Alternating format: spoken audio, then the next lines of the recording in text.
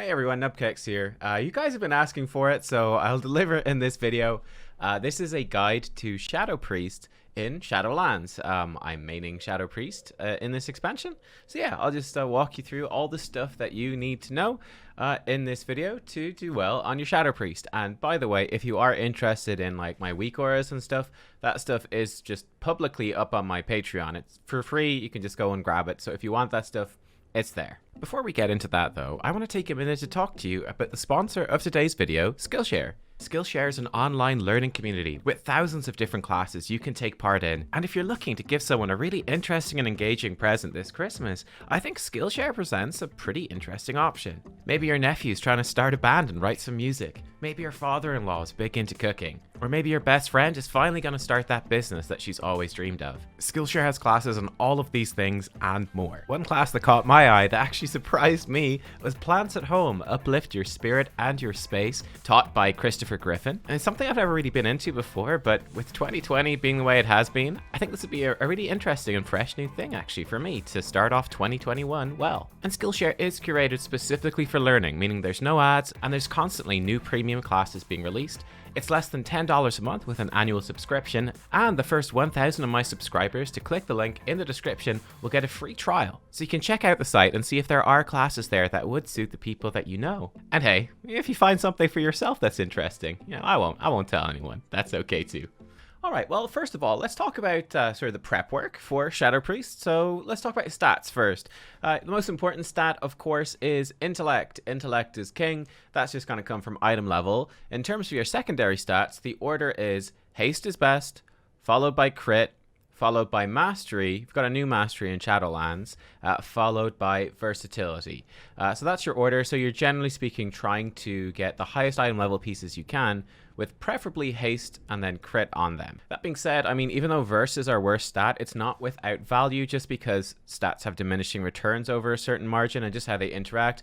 The best way to figure this out, of course, is to run the Simulation Craft add-on, grab your info, put that into raid bots. I might do another video at some point talking about how to sim your character, but put that in to compare your gear and figure out what exactly is the best gear for you in your current situation. But that's the general rule for stats though, is that order I talked about. In terms of enchants then, well, it sort of follows along that line. The best one for your weapon is actually Sinful Revelation. Celestial Guidance is the cheap one. I've got a terrible weapon here, so that's why I've got the cheap one on right now. But with a good weapon, you want to put Sinful Revelation on. For your cloak, you're going for a Fortified Leech, 20 stamina, 30 leech. For your chest, you're going for Eternal Insight, gives you some intellect, and then a chance to proc a little bit of extra damage. For your wrists, you're going for Eternal Intellect for 15 extra int. You can do whatever you want. You think you can enchant your gloves and your boots. Soul Treads is pretty nice for boots. It's not essential. It just reduces fall damage by 10% or something. It's kind of good for that one boss in the other side that throws you up in the air with those traps. And then for your rings, you want to be... I need to actually go enchant this one. I just dropped this one the other day. You're going to enchant your rings with the Tenet of Haste to give you 16 haste. If you have any gem sockets, you're going to get the Quick Jewel Cluster. That's the Shadowlands Haste gem. That's what you want to put in your sockets. For consumables, I think I have most of them in here. Spectral Flask of Power is your flask. There's only one type of primary stat flask in Shadowlands, so this is the one you're using. For your combat pot, you should be using this one, the Potion of Phantom Fire, which is going to give your attacks a chance to do extra Shadow Flame damage. This lasts for 25 seconds. As you can see, this works better with Shadow Core Oil. That is the oil you want to be using on your weapon. That's Embalmer's Oil. Where's my Shadow Core Oil? I have it here in my bar. That's fine. It will be here. So yeah, Shadow Core Oil gives your weapon an enchant for 60 minutes. It's just a chance to do some extra shadow damage. You can put on, if you're super tryhard, you can definitely put on some armor kits. Do I have armor kits still? I think I do. Armor kit? Oh, I do actually. Yeah, there we go. So heavy desolate armor kit is your best one. You can put this on your chest. Increases stamina by 32 for 2 hours. So you can throw that on. Bit of extra stamina, always nice. Yeah, then for your food, the best food you can get is a feast buff because it gives you main stat, and main stat is your best stat. If you are just using personal food, then the Tenebrous Crown Roast Aspic is the best option, which gives you 30 haste. In terms of your legendaries then, the best personal legendary is definitely the Eternal Call to the Void. It's actually the best legendary in pretty much all content, like Dungeon, Mythic Plus, Solo, raiding, single target, everything. So yeah, this goes on your wrists or your hands. Probably better to make it on your hands. Where Mind Flay and Mind Seer have a chance to spawn a Void Tendril or Void Lasher that channels at your target for 15 seconds, generating insanity every 0.8 seconds. Gives you lots of insanity, lots of extra, and it does a bit of extra damage as well, so that's the one to go for. There's also pretty good value potentially for some higher end play with Twins of the Sun Priestess. This makes Power Infusion also give you 100% of its effects when used on an ally. So again, this isn't going to boost your damage, but instead of just power infusing yourself, power infusing yourself is a 2-minute cooldown that gives you 25% haste for 20 seconds. This lets you give it to a teammate and still get the benefit. So it's kind of upping their damage. It's giving them an extra cooldown. This can be very good especially in situations where Shadow Priest isn't strong, or you're going with a build that isn't strong. So for example, let's say you're going for a really single target focused build. But there's going to be some AoE, so Sire Denathrius would be a good example of phase 1. There's lots of burst AoE, large scale. If you're not spec'd into that, you can't really do anything as Shadow Priest. While Twins of the Sun Priestess, you could run that and boost up someone like, I don't know, an Unholy Death Knight that does have good AoE burst and get value out of that. So that's like the selfless option. It's pretty solid. But Eternal Call to the Void is your go-to for most situations. I'd probably recommend just building this one first. In terms of Covenant, they're pretty well balanced. You can see I'm in the Venthyr right now. We get Dwarf Shadows, the teleport, which is nice. And then Mind Games, which is a good single target ability. Does a good chunk of healing as well. It's incredible for PvP. I mean, if we look at just taking an example of Mythic Shriekwing, the first boss in Mythic Castle Nathria, you can see that, you know, there's a real big mix of actual specs in there. Actual covenants, right? So we got a couple of Night Fae, Necrolord, Venthyr, Night Fae, Necrolord, Night Fae, a couple of Necrolords, a couple of Night Fae, another Venthyr, a bunch of Necrolords. You can see it's mostly Necrolords, the most popular. We do have a Kyrian in there. But yeah, so, you know, Necrolord, certainly for raiding, would probably overall be the best. But as you can see, we've got Venthyr with a different one here. Like, Venthyr does fine. The Night Fae are in there. There's fewer Kyrian, for sure. But the Kyrian are in there as well. Each of the Covenants has its own different strength and weakness. So you can kind of go for whichever one you prefer. I'm not going to go in depth into that in today's video, but Shadow Priest is one of the most flexible classes. I would say Venthyr is going to give you really good power in PvP. It's also easy to use. Necrolord is also easy to use, but it does put a 15-second dot. So if you're fighting enemies that don't live for 15 seconds, it's a bit worse. And then for the Night Fae, that's more about buffing your teammates and reducing the cooldown of Void Eruption. So you could get an extra Void Eruption into a fight. It's pretty solid as well.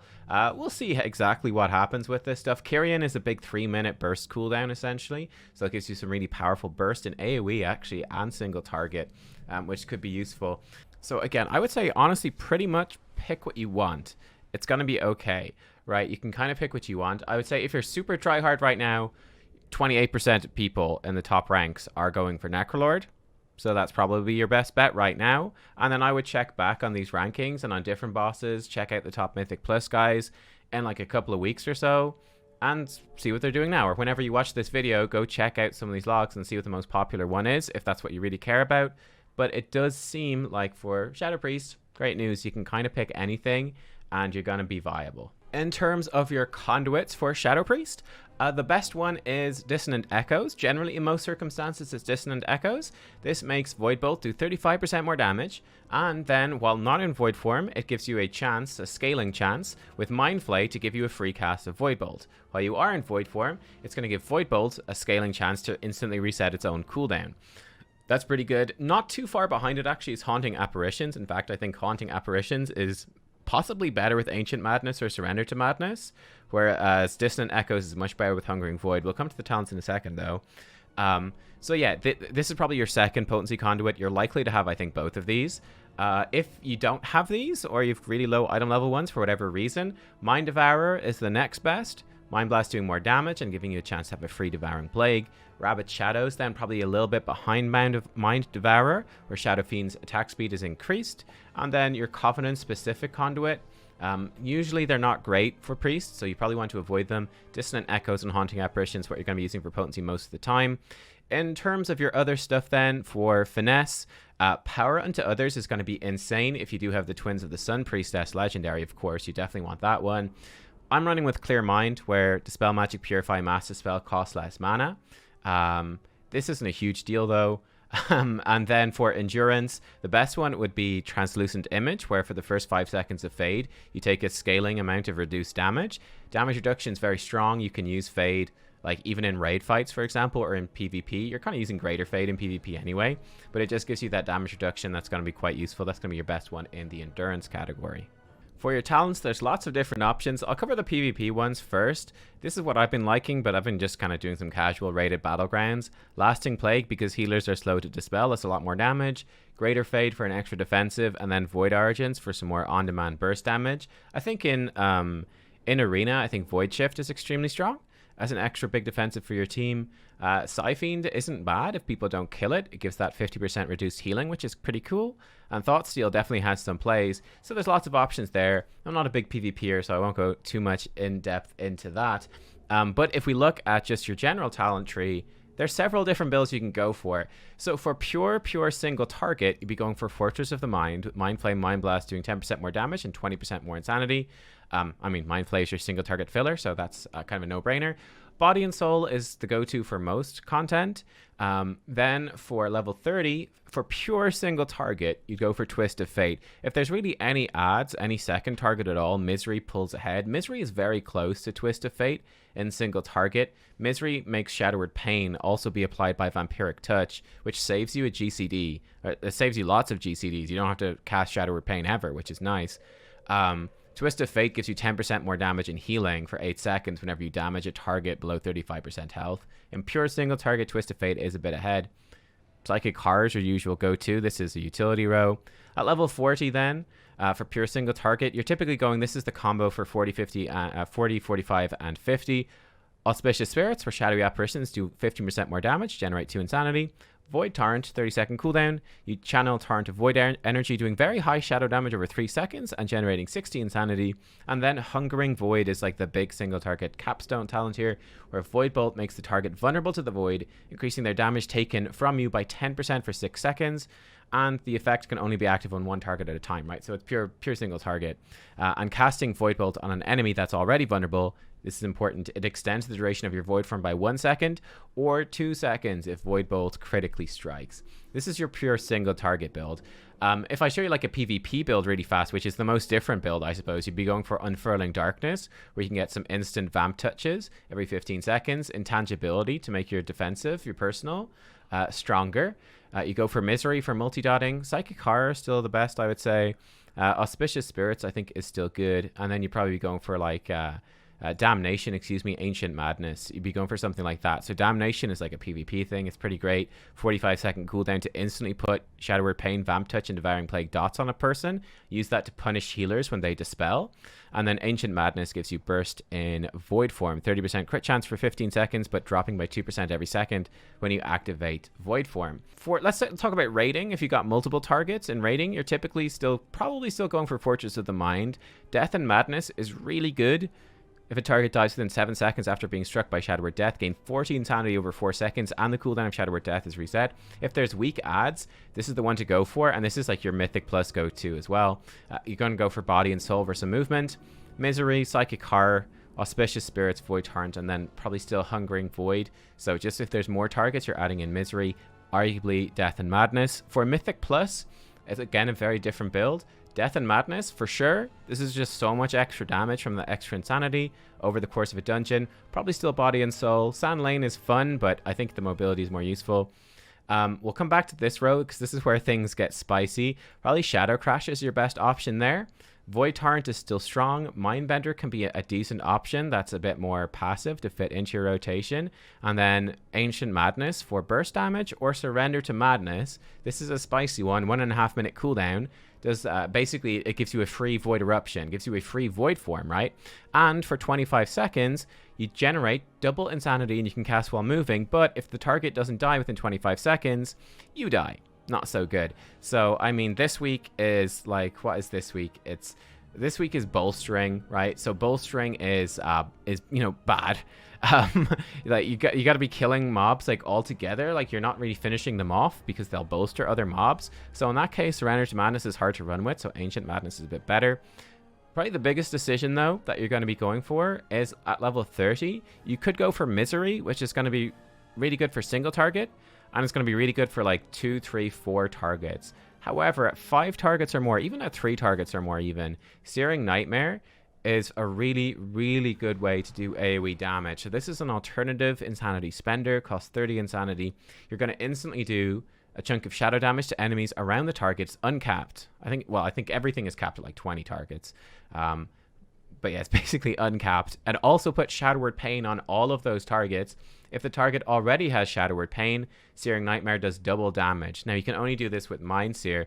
So this becomes really a core part of your Mythic Plus rotation. So you'd still be using, we'll come to the rotation in a second, but Searing Nightmare becomes the bulk of your damage, and you're spending a lot of time Mind Searing and doing Searing Nightmare. This gives you uncapped AoE, so this is really strong in dungeons where you're going to be doing bigger pulls. It will probably give you the most overall damage output in the dungeon. That being said, I do think that there is some value in going for a Misery build and focusing more on priority target damage. Like if your group has a lot of AoE damage already, but they're lacking in single target or priority damage, Misery can be a good option, and you're going to be focusing on spending your Insanity on Devouring Plague instead. I mean, Searing Nightmare doesn't stop you from casting Devouring Plague. Bear that in mind. You can swap between the two. But yeah, this would be my general go-to recommend for Mythic Plus. You could take Void Torrent if you want. I'm lazy, so I have the Void Torrent and Shadow Crash macro to the same thing. I go for Mindbender instead. Mindbender is still good for Mythic Plus. You get one on the Prideful, and then you get one with Prideful buff. It's pretty nifty. So yeah, there you go. This would be my recommend for that. And yeah, for world content, I'd probably be going for probably just Auspicious Spirits, Void Torrent. I'll probably stick with Misery for world content, Death and Madness for sure, and then Ancient Madness just gives you a bit more upfront burst without risking dying with. Okay, well, let's start this off by looking at single target, and we'll go for a pure single target build, and let's talk about the rotation and the opener for single target. So generally speaking, of course, it's the same with every spec. Your priority in any sort of damage is really maximizing your cooldowns and getting the most out of your cooldowns. So we're going to want to be using Void Eruption and syncing that up with Power Infusion on pull, and using those together as much as possible. Depending on the fight length, you might be better off using separate Power Infusions. It kind of depends. So let's say, for example, that the fight is, if it's 3.5 minutes long, we're going to get a Void Eruption on pull, one at 1.5 minutes and one at 3 minutes.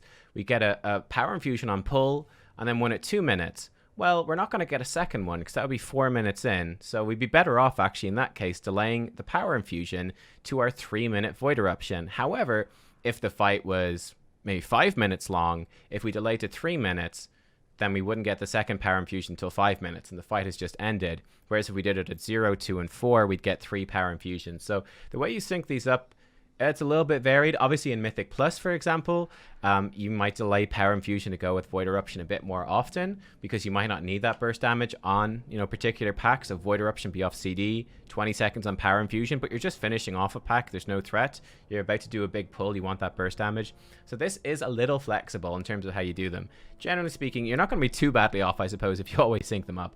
But anyway, we want to get those on cooldowns quickly and use them effectively.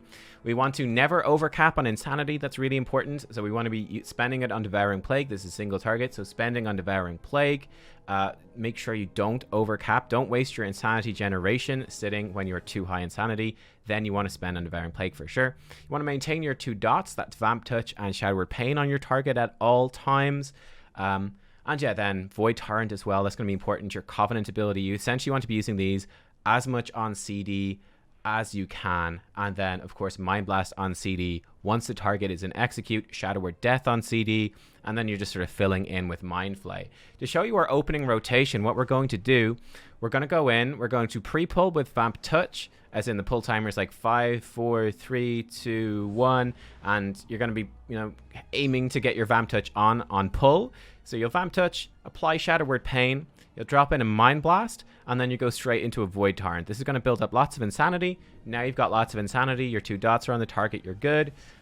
You're going to drop a Devouring Plague on the target, summon in your Shadow Fiend, you're going to activate Void Eruption, and then instantly cast Void Bolt afterwards. Power Infuse at the same time you do the Void Bolt. In theory, you could probably be lazy and macro Power Infusion into Void Eruption, and again, you'd mostly get away with it. But yeah, you want to do that. So anyway, the slightly better version is to Void Erupt and then Power Infuse with the Void Bolt. And then you want to, again, just going into your Void Eruption rotation, your Void Form rotation, Void Bolt on cooldown, unless you're going to cap Insanity, in which case you want to spend with Devouring Plague. But essentially, Void Bolt on cooldown is your #1 priority. That's every 3 spells in Void form, generally speaking, unless you've got crazy haste. Every 3 spells is a Void Bolt, and then you're essentially weaving in Devouring Plagues and 2 charges of Mind Blast. And you're sort of weaving those 3 spells together. You do want to drop your Covenant ability, like certainly Mind Games for Venthyr, I believe the Necrolord, Unholy Nova as well. You want to drop those in. Not sure, you need to go check Kyrian. Kyrian's very different. And Night Fade's a bit different too. But yeah, let's actually see this in action. So again, we're going to Vamp Touch. I'll click them to make them more clear. Shadow Word Pain. We'll go into a Mind Blast. Then we're going to Void Torrent. Then we are going to Devouring Plague. Sorry, we're going to click Shadow Fiend. Go into this. We're going to Power Infuse at the same time. We'll drop in a Mind Blast. Devouring Plague. This, we're going to use our Mind Games into one of our Devouring Plagues. Void Bolt on CD. Mind Blast. Devouring Plague. Void Bolt. Mind Blast. We're going to Mind Flay. Void Bolt. We're going to Devouring Plague. We're going to Mind Flay. Void Bolt. Mind Blast. Mind Flay. Void Bolt. We're going to Devouring Plague again. We're going to cast this because I was hoping to get another Void Bolt in. Didn't quite line up. We're going to reapply our dots now. Going to spend Devouring Plague so I can do Void Torrent without overcapping on Insanity. Do a Mind Blast into Devouring Plague, and we're channeling Mind Flay. Now, in this chill downtime, where obviously that's a Dissonant Echoes proc, that's going to throw off your rotation a bit, and your Dark Thoughts procs will throw it off a little bit too. But in this downtime, we're basically just maintaining our dots, channeling Mind Flay, try to keep good uptime on Devouring Plague. I actually realized I have a PvP talent that's throwing that off. The PvP talent also made Void Form instant cast, which wasn't good. So that's generally speaking what we're going to try to do. Again, we're going to spend Insanity and then go into a Void Torrent. And you can see trying to keep these things on cooldown as much as we can. Maintain those dots. This is kind of bad to cap Insanity like that. But you get, roughly speaking, the idea. That's your sort of single target rotation. The damage here is a bit too high for Devouring Plague, because I forgot to take off the PvP talent that's making Devouring Plague last twice as long and Void Eruption instant cast. You get the rough gist though. Going into, let's say, more of an AoE sort of build, not hardcore AoE, but let's go for this. So this is like a world questy, maybe like a Fortified Sanguine Depths kind of build, right? Where you're doing like smaller mob packs, like 2 to 3 mobs. What we're looking at in here, again, you're snapping targets. Shadow Word Death, really important to kill targets, especially if you can kill the target. That's really important to get that free. 40 Insanity, super, super good. Again, in multi-target, let's say we're fighting these 3 targets. What's going to change? Well, it's easier to maintain our dots because we have Misery, which makes Vampiric Touch apply both. We're going to maintain our dots on all 3. And then again, we're going to keep using our stuff on CD, right? We'll use Mind Blast on CD. We're going to be trying to use Void Torrent on CD, Mind Games on CD. These on the priority target, whichever one you need to kill most importantly is going to be Void Torrent and Mind Games. And we're going to be spending with Devouring Plague, again on the priority target. Instead of filling in with Mind Flay, at 3 targets, you can go for Mind Seer instead. Mind Flay is 18 Insanity from the channel. Mind Seer is 6 per target, so at 3 sixes is 18, so it's equal, but you've got a better chance of proccing Dark Thoughts. Try to spend the Dark Thoughts procs. You can use them for movement. They're the instant cast Mind Blasts, or you can cast them during your Mind Flay or Mind Seer channels. And again, we're still going to use Void Form and Shadow Fiend and all the rest. So again, something like here, we're going to be doing something like this. Again, we'll get our dots on the targets. Let's say this guy's the priority target, so we'll hit him with this. Hit him then with a Void Torrent. Cool, cool, cool. We'll get our Devouring Plague on him. Let's say we're not in CDs right now, so we'll do a section without CDs first. So again, we're just going to maintain our dots on these targets, basically at all times. Keep the Devouring Plagues on the priority targets, and we're filling in with Mind Seer. It's relatively straightforward, right? That's basically what we're doing here. I did a Mind Flay because I wasn't thinking. That's a DPS loss. Don't do that. And again, yeah, just maintaining your dots, and that's sort of like your 3 target thing. Again, going into CDs, you're going to be doing the same sort of thing, like Void Torrent, Then you're going to summon in your Shadow Fiend, go into this. We're going to do Power Infuse then. And yeah, as you see, we're just going to blast out a lot of ghosts. This is a lot of burst damage. With Ancient Madness, you're going to do an awful lot of burst damage. A lot of burst damage. One thing to note, actually, with Ancient Madness, you can see we actually overcap there because of these ghosts generating so much insanity with Auspicious Spirits. Void Bolt obviously keeps your dots up if the targets are stacked enough to be hit by it. And yeah, that's sort of what you're doing. Yeah, Ancient Madness, giving you that crit chance to start your Void form, that does make it quite valuable. For example, with Venthyr Mind Games. Mind Games near the start of your Void form becomes very important. I probably do Mind Games first, like go into Void form, Void Bolt, and then if I'm going to cap on Insanity, Devouring Plague, or if Devouring Plague would fall off Devouring Plague, but I would prioritize going into Mind Games over going into spending my 2 charges of Mind Blast in a Void form if I had Ancient Madness, just to get that big, extra juicy crit chance on Mind Games, because that hits so hard. So that's just one example. By the way, with Void Torrent, I would not use that during Void form. You're going to lose too much damage compared to spamming those Void Bolts. You're going to miss Void Bolt cast, so it's not worth it. This is something you want to drop before and then after your Void form. So that's like 2 to 3 targets. Going for AoE damage then, for our AoE rotation, this is the sort of build that we're going for. Again, you could go for Void Torrent for more priority damage. I think that's totally fine as well. But you are going to be obviously trying to snap any deaths you can with Death and Madness to get that extra insanity and the Shadow Word Death reset. That's good.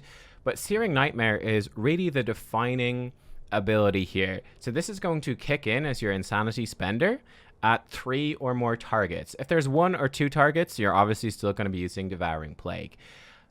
Because of how your Shadowy Apparitions passive works, this is the ghost that you make. Those ghosts do damage. But you only trigger a ghost when you do a Mind Blast, Devouring Plague, or Void Bolt. So, if we're not doing Devouring Plagues, we're doing Searing Nightmares, this loses value, etc. This is going to change your rotation quite a bit. So, in fact, we're only going to bother putting Vampiric Touch on if there are 4 or less targets. If there's 5 or more targets, it isn't really that much value. Although it can be a little bit different with Void Eruption. I'll come back to that. But let's say just in general AoE without our CDs, 5 targets here, what are we going to do? We're going to use Shadow Crash on cooldown, good insanity generation and really good damage. And then we're just going to be doing Mind Sears, filling in with our Dark Thought proc Mind Blast whenever we can, and then spending with Searing Nightmare, right? So we'll do a Shadow Crash. We're just going to get in channeling. Again, we would normally use our CDs here. One thing with Mind Sear, we're going to spend our Dark Thoughts. Let me just generate a good chunk of insanity so you can see this. With Mind Sear, if I do Searing Nightmare on CD, if I do a third one, we can just about fit it in, right? So you have to be careful. Make sure you don't drop the Mind Sear. Keep those casts going, right? I'm going to be recasting Mind Sear mid-channel to get that going. You can see our Void Lasher is going to generate a good chunk of insanity for us here in AoE. Shadow Crash on cooldown, dropping in those Searing Nightmares, recasting Mind Sears, etc. That's what we're going to be doing there. You see it actually bugs out and the Mind Sear beam is gone. Ah, it's back. It's back. When it comes then to having Void Eruption, depending on excuse me, depending on how long things I'm choking are going to live, I think even at 5 or more targets, it can become worth using Vamp Touch there and using Void Bolt to extend it. I think that could have some value for some nice burst damage. At like 8+ targets, I don't think it's even worth casting Void Bolt. You're literally just going to go Void Eruption for the stats, for the Ancient Madness buff, and you're just going to be spending all of Void form, not even casting Void Bolt, just doing Mind Sear, Searing Nightmare. That's in really, really big AoE. But again, like if I was to, against 5 targets here, probably like 4 or 5 targets, I think there might be some value in dotting them up. Like we'll do a Devouring Plague just to spend it here, like dotting them up. We can summon in our dude here. We can Power Infuse. We'll pop our thing. And yeah, we're going to be spending our insanity. You can see we're actually going to overcap a lot of insanity here. So we're going to be using our Void Bolts here on CD, still pretty much on CD, to maintain the duration of those dots. It's going to give you some good burst damage, but this is really against longer-lived, bigger, longer-lived packs. You can see we're kind of struggling to actually spend insanity. These Void Lashers, we have 3 of them right now. It's kind of nutty, right? It's kind of nutty. But you can see just how much damage we're doing with those Searing Nightmares. Searing Nightmare during Void Eruption, so much damage, really, really strong. and the animation is bugged again. But you get the rough gist of it, right? You get the rough gist. So general rule is 4 or less targets. You are still, if they're going to live long enough, you're still going to put Vamp Touch up on them. Going to be dropping your Shadow Crash. When you've got 3 or more targets, spending Insanity with Searing Nightmare instead of Devouring Plague, and then continuing to try to use your main cooldowns on cooldown as much as possible, as much as it makes sense to, depending on the packs that you're fighting in AoE. Obviously, against target dummies, not doing Shadow or Death, but if they were going to die, snapping with Shadow or Death is generally going to be worthwhile. Again, if you're fighting like 10 little rats or something that are going to die really fast, you're going to be overcapping Insanity so much. As you could see, we were already overcapping quite a bit. And that point, a single target Shadow or Death is probably not worth just continuing to Mind Sear and Searing Nightmare. So yeah, in really big AoE, it gets a little bit crazy.